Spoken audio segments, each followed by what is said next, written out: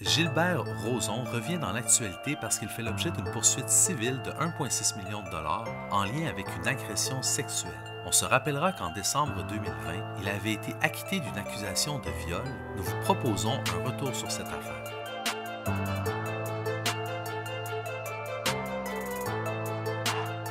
L'affaire se résume ainsi.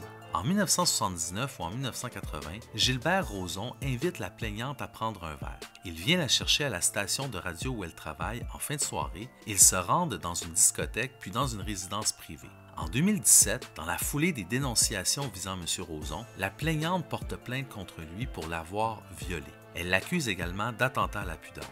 Lors du procès, la plaignante et M. Rozon témoignent. Ils reconnaissent avoir passé la soirée à la discothèque et s'être par la suite rendus dans une résidence privée. Toutefois, leurs témoignages sont contradictoires quant au déroulement des événements, notamment ceux sur lesquels les accusations reposent. Après avoir fait un historique extrêmement intéressant des principes juridiques en matière de crimes impliquant des infractions de nature sexuelle et avoir analysé l'ensemble des témoignages, la juge rappelle qu'il revient au ministère public de démontrer, hors de tout doute raisonnable, que M. Rozon a commis les infractions qui lui sont reprochées. Le fardeau qu'assume le ministère public est lourd. Elle rappelle également que M. Rozon bénéficie de la présomption d'innocence. Elle explique ensuite qu'elle est face à des versions contradictoires. Le témoignage de la plaignante décrit un attentat à la pudeur et un viol. Le témoignage de M.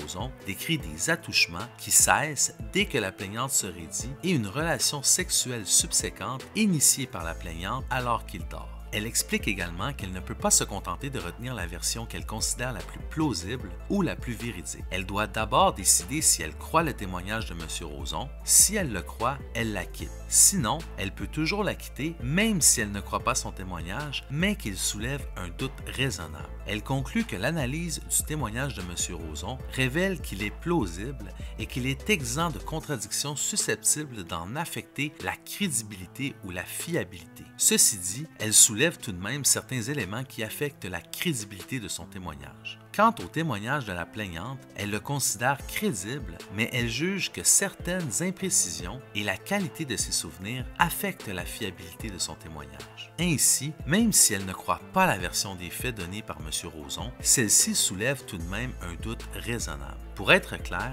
ce doute raisonnable découle à la fois de la qualité du témoignage donné par M. Rozon et des faiblesses quant à la fiabilité du témoignage de la plaignante. La juge mentionne finalement que le verdict d'acquittement ne signifie pas que les incidents reprochés ne se sont pas produits. Il signifie tout simplement qu'il subsiste dans l'esprit du tribunal un doute raisonnable quant à la culpabilité de M. Rozon parce que le ministère public ne s'est pas déchargé de son fardeau. Le lien vers la décision complète se trouve dans la description. Abonnez-vous à la chaîne pour ne pas manquer nos vidéos hebdomadaires sur des sujets d'actualité judiciaire.